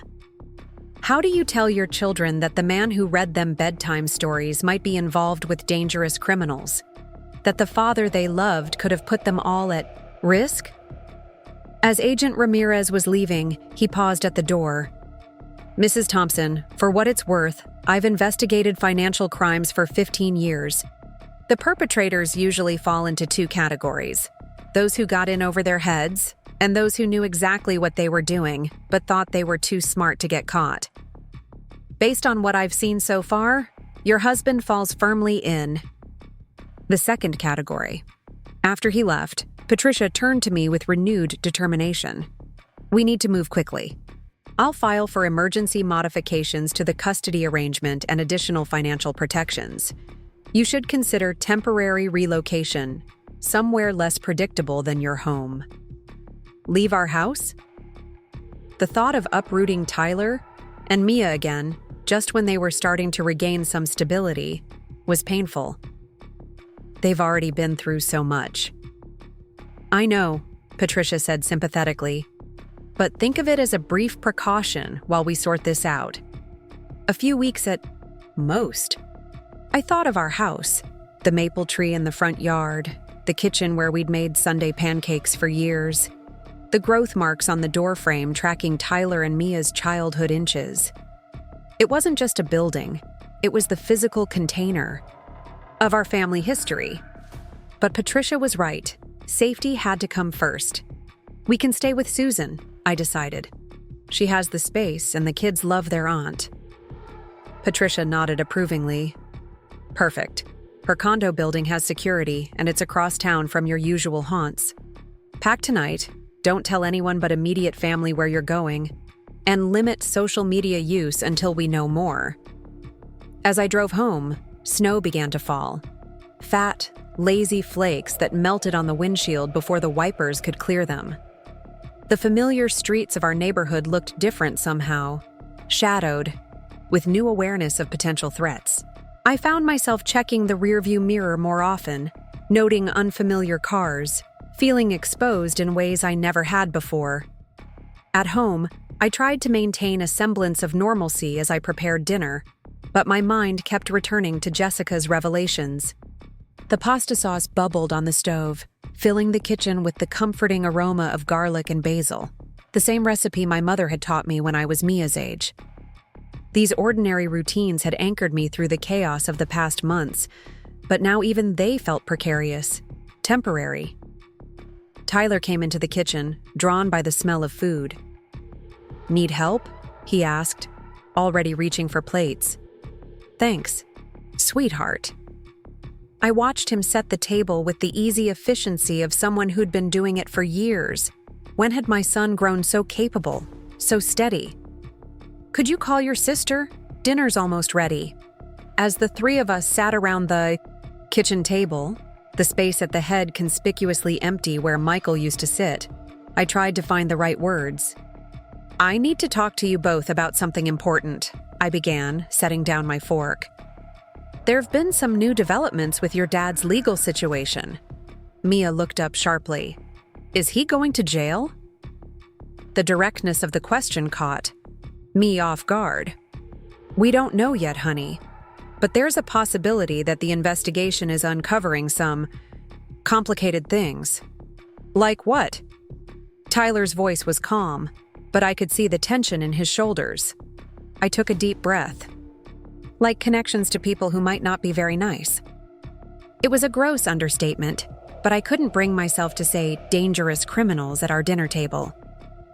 "Patricia and Agent Ramirez think it might be a good idea for us to stay somewhere else for a little while, just as a precaution." "You mean leave our house?" Mia's eyes widened. "But I have dance practice, and my room, and—" "Just temporarily," I assured her. "We can stay with Aunt Susan. It would be like an extended sleepover, that's all. And you'd still go to dance. We'd just drive from a different starting point." Tyler was watching me carefully. "This is serious, isn't it? More serious than you're saying." Sometimes I forgot how perceptive he was, how little got past him. "Yes," I admitted. "It could be. But right now it's just a precaution." "Does Dad know where Aunt Susan lives?" he asked. The question sent a chill through me. Tyler had immediately grasped what I'd been trying to avoid saying explicitly, that we might be hiding from his father. "He's been there for holiday parties," I said, "but I'm not suggesting we're hiding from your dad specifically. It's more about the situation in general. Mia pushed her plate away, her appetite gone. I don't understand. Yesterday, the judge said we could still see Dad on weekends. Now we're running away from him? We're not running away, I said firmly. We're just being careful until we understand exactly what's happening. And you'll still see your dad, but the visits might need to be supervised for a while. Supervised? Like we're babies? Mia's eyes filled with tears. This isn't fair. Everything keeps changing and nobody tells us the truth. She pushed back from the table and ran upstairs, her footsteps thundering on the stairs, followed by the slam of her bedroom door. Tyler and I sat in silence for a moment, the only sound the ticking of the kitchen clock and the distant sound of Mia's muffled crying. She's right, you know, Tyler said quietly. Nobody's been telling us the whole truth. Not you, not Dad. The accusation stung, but I couldn't deny it. We'd both been trying to shield them, each in our own way, but perhaps we'd only succeeded in making them feel more unmoored. You're right, I acknowledged. It's been hard to know how much to share, how to protect you from things you shouldn't have to worry about at your age. But you deserve honesty. Tyler nodded, seeming older than his 17 years. Then tell me what's really going on.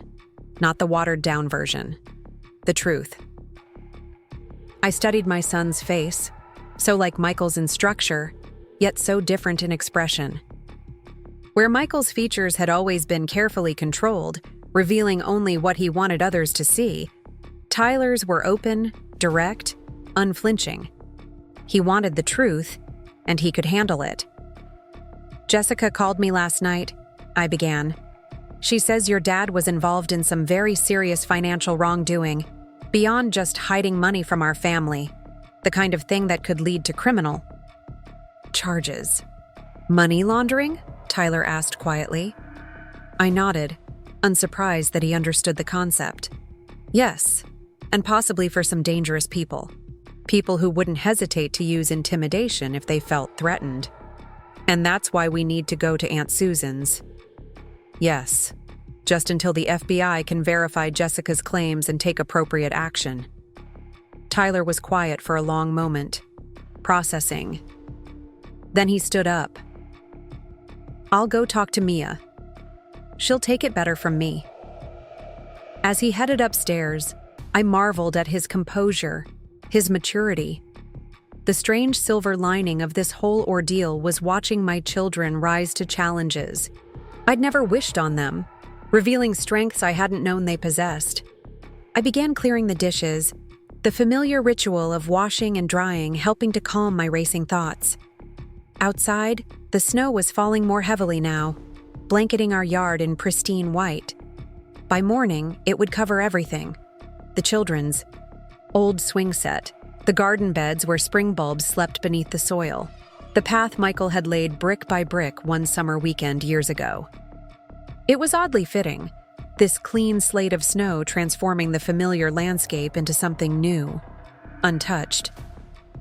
Later that evening, after the kids had packed overnight bags with enough clothes for a few days, I stood in my bedroom facing the same task.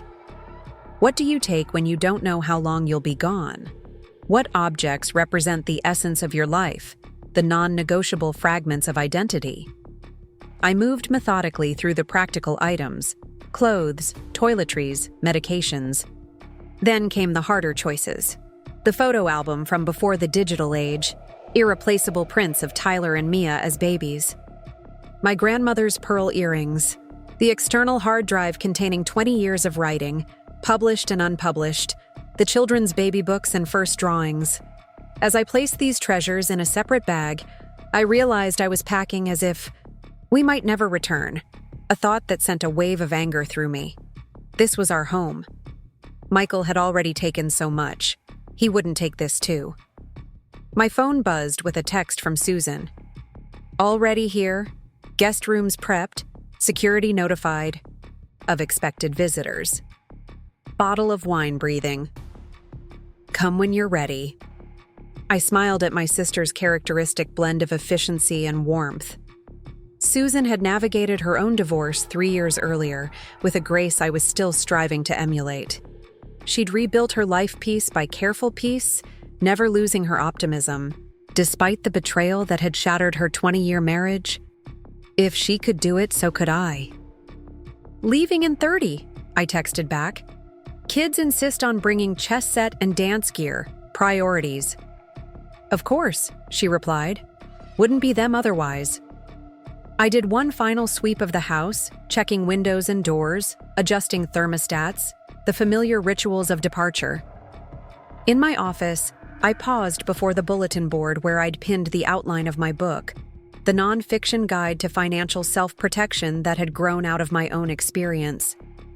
Would I ever finish it now, with everything once again thrown into chaos? Yes, I decided. Not despite the chaos, but because of it. Every new revelation added depth to the narrative, reinforced the central message. Knowledge is protection, financial independence is freedom. If my story could help even one woman avoid what I'd experienced, it would be worth telling. With that resolution firm in my mind, I loaded the last of our bags into the car. Tyler helped Mia with her dance gear, his arm protectively around her, shoulders as they walked through the falling snow. Their breath clouded in the cold air, two ghostly signatures of life and youth against the darkening evening. As we pulled out of the driveway, I caught a last glimpse of our house in the rearview mirror. Warm lights glowing from windows soon to go dark, the maple tree standing sentinel in the front yard. "Not goodbye," I promised silently. "Just until it's safe." The drive to Susan's condo took longer than usual, the snow-slicked roads demanding careful navigation. Tyler sat beside me in the passenger seat, vigilantly checking the mirrors. "No one's following us," I assured him, touched and troubled by his watchfulness. "Better safe than sorry," he replied, a phrase straight from Michael's playbook. It struck me then how deeply our children absorbed our worldviews, carrying forward both our wisdom and our wounds. Susan was waiting at the entrance to her building's underground parking, her slim figure bundled against the cold. She directed us to a visitor's spot near the elevator, then helped us unload our bags with brisk efficiency. "Welcome to Casa Susan," she announced as we entered her spacious condo. "Mia, you're in the purple room. Tyler, you get the den with the pull-out sofa. Hope that works. Rachel, you're with me in the master. There's hot chocolate in the kitchen and fresh towels in both bathrooms." The practiced cheer in her voice told me she was deliberately normalizing the situation for the kids' sake. Mia responded with a wan smile, while Tyler began immediately checking the locks on Susan's windows, a behavior that would have seemed paranoid just days ago, but now felt necessary. After the kids had settled in their rooms, Susan poured us each a glass of red wine and led me to the balcony. Despite the cold, the enclosed space with its heat lamps offered privacy for conversation away from young ears. "So," she said, pulling her cardigan tighter around her shoulders, "Jessica called you." I nodded, not surprised that Patricia had updated her. Susan and Patricia had become friends during Susan's divorce, and they still met monthly for lunch. She claims Michael was knowingly laundering money for some very dangerous people. Susan sipped her wine thoughtfully. "Do you believe her?" "That's the strange part. I do. Not because I trust her, but because it finally makes the puzzle pieces fit. The secret accounts, the risk-taking, the complete disregard for consequences." I swirled the wine in my glass, watching the rich red liquid catch the light. Michael has always been willing to break rules when it suited him, but this is different. This is like he stopped recognizing boundaries altogether. "People change," Susan said softly. "Or maybe they just finally show you who they really were, all along." Either way, I never saw it coming. After 22 years, how could I not see it? Susan reached across to squeeze my hand. "Because you loved him. Because trust is a choice we make every day in a marriage. You chose trust, he chose deception. That's on him, not you." We sat in companionable silence for a moment, watching the snow accumulate on the railing of the balcony. Finally, Susan asked the question I'd been avoiding. What happens now with the case, with the kids, with everything? Honestly, I don't know. Patricia thinks the investigation will accelerate now that Jessica is cooperating. Agent Ramirez mentioned potential new charges, and I have no idea how to help Tyler and Mia process the fact that their father might be going to prison. One day at a time, Susan advised. That's how I got through it with Jake. You can't solve it all tonight, or tomorrow, or even this month. You just keep making the next right decision, and eventually you look back and realize you've built a new normal. Her words reminded me of something my grandmother used to say. Brick by brick, dear heart. That's how we rebuild after the storm. The sliding door opened, and Mia appeared in her pajamas, looking younger than her 14 years. Mom? Can I sleep with you tonight? I don't like being in a strange room. My heart constricted at the vulnerability in her voice. Of course you can, sweetheart. Susan smiled gently. The master has a king bed, plenty of room for both of you. I'll take the purple room. That night, with Mia curled against me like she used to do as a small child, I lay awake, listening to the unfamiliar sounds of Susan's condo, the hum of the heating system, the occasional ping of the elevator down the hall, the distant sounds of the city muffled by falling snow. My mind churned with questions I couldn't answer, fears I couldn't quell. What would happen when Michael discovered we'd left the house? How much danger were we really in? What new evidence would the FBI uncover? How would this latest development affect the divorce proceedings? And most pressing, how could I rebuild a sense of security for my children when their world kept shifting beneath their feet? Sleep eluded me until the early hours of the morning, when exhaustion finally overtook anxiety. I dreamed of water, rising floodwaters surrounding our house, forcing us to the roof where we waited for rescue. But instead of feeling afraid, I felt strangely calm, confident that we would reach safety together. I woke to the smell of coffee and the sound of quiet conversation from the kitchen. Mia was still asleep beside me, her face peaceful in the soft morning light. I slipped out of bed carefully, not wanting to disturb her well-earned rest. In the kitchen, I found Tyler and Susan making breakfast together, pancakes from scratch, a weekend tradition in our house that my son had apparently decided to transport to our temporary home. Morning, Susan greeted me, sliding a mug of coffee across the counter. Sleep okay? Eventually, I admitted, gratefully accepting the caffeine. Any word from Patricia? She called about 20 minutes ago. She'll be here at 10 with updates. Susan glanced at Tyler, who was focused on flipping a perfectly golden pancake. She said it's been a busy night for the investigation. The implication was clear. There were developments that shouldn't be discussed in front of the children, even ones as mature as Tyler. I nodded my understanding and changed the subject. Those pancakes look amazing. Since when did you become a chef, Tyler? He shrugged, but I could see the pride in his small smile. Dad's been teaching me on the weekends. He says every man should know how to make at least one impressive breakfast. The casual mention of Michael sent a pang through me, a reminder that despite everything, he was still their father, still a positive influence in ways I sometimes overlooked. The situation was never going to be as simple as villain and victim, black and white. There would always be these shades of gray, these moments where Michael the father shone through Michael the betrayer.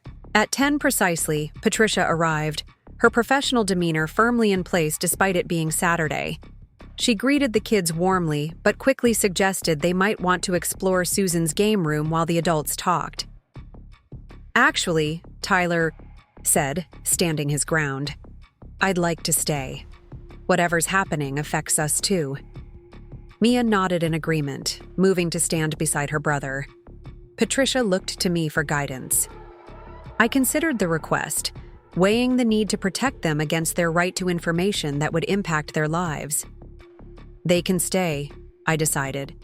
They've earned the right to hear the truth directly instead of piecing it together from overheard conversations. Patricia nodded, accepting my judgment. She placed her briefcase on Susan's dining table and extracted several folders. There have been significant developments overnight, she began, her voice crisp and professional. Based on Jessica's information, the FBI executed search warrants on 3 additional properties connected to Michael's business dealings. They've recovered substantial documentation and digital evidence that appears to corroborate her claims. What kind of evidence? I asked.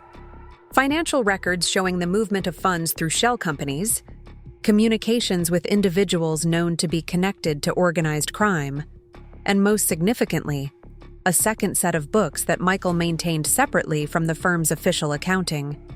Tyler's sharp intake of breath was the only sound in the room. I reached for his hand, finding it cold despite the warmth of the condo.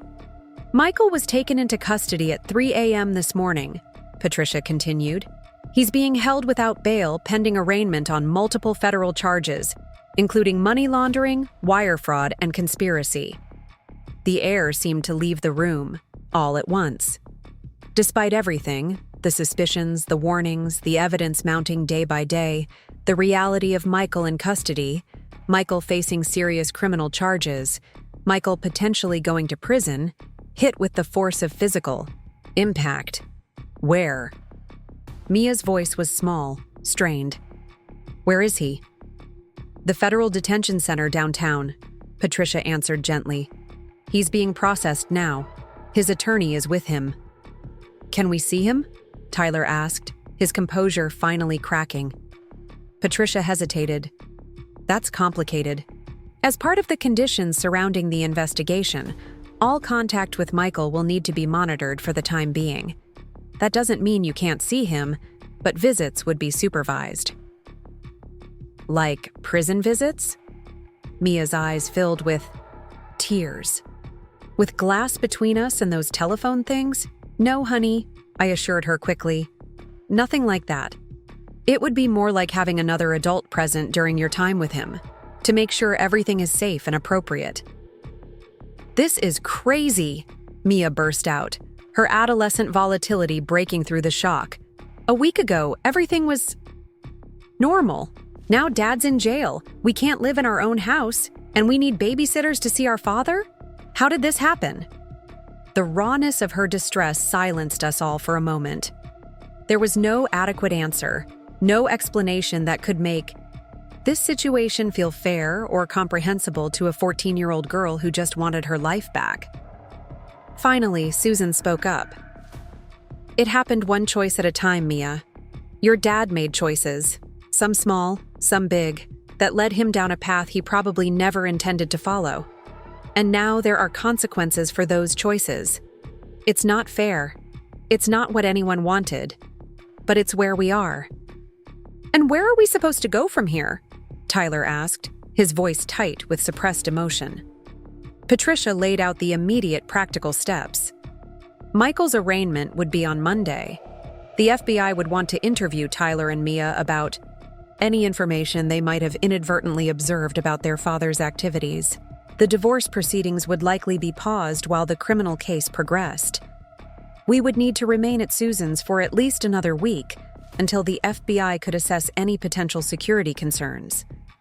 As she spoke, I watched my children absorb this new reality, their faces cycling through shock, anger, grief, and finally, a kind of resigned determination. They were adapting before my eyes, finding their footing on this new, unstable ground, just as they had through each previous upheaval. When Patricia finished, Mia had a single question. What about Dad's dog? In the chaos of the past 24 hours, I'd completely forgotten about Apollo, the German shepherd that Michael had adopted after moving out. The dog lived primarily at Michael's apartment, but occasionally came along for weekend visits with the kids. I don't know, I admitted. I hadn't thought about Apollo. He can't stay alone in Dad's apartment, Mia insisted. He needs walks and food and company. It was such a practical concern, so disconnected from the legal entanglements and safety issues we'd been discussing that it momentarily threw me.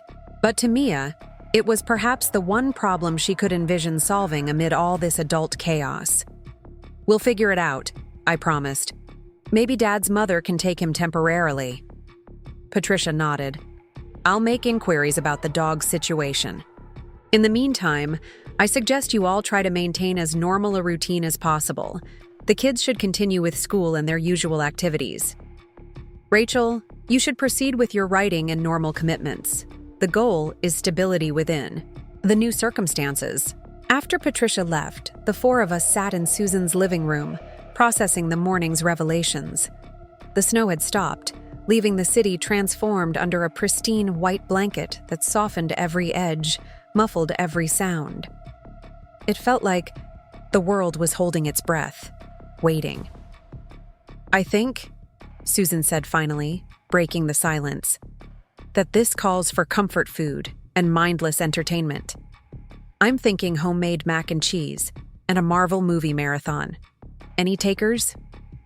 Tyler managed a small smile. "I could help with the mac and cheese. And I'll pick the movies," Mia volunteered, some of her usual energy returning at the prospect of controlling the remote. As they moved to the kitchen with Susan, I stayed behind for a moment, looking out at the snow-covered city. Somewhere, out there, Michael was sitting in a cell, facing the consequences of choices I'd known nothing about. Somewhere out there, federal agents were combing through evidence of a double life he'd hidden from all of us. Somewhere out there, reporters were probably already working on stories about the respected financial consultant arrested on money laundering charges. Yet here, in this warm condo with my children and my sister, life was continuing. Not as we'd planned or expected, but continuing nonetheless. We were adapting, surviving, even finding small moments of normalcy amid the chaos. It wasn't the life I'd envisioned when I married Michael 22 years ago, but it was the life we had now, and somehow we would make it work. I joined my family in the kitchen, where Tyler was already grating cheese while Mia argued passionately for starting the marathon with Thor Ragnarok rather than chronological order. Susan caught my eye over their heads and gave me a reassuring smile. "Brick by brick," I whispered to myself, my grandmother's wisdom becoming my mantra. That's how we rebuild after the storm. Up next, you've got 2 more standout stories, right on your screen. If this one hit the mark, you won't want to pass these up. Just click and check them out.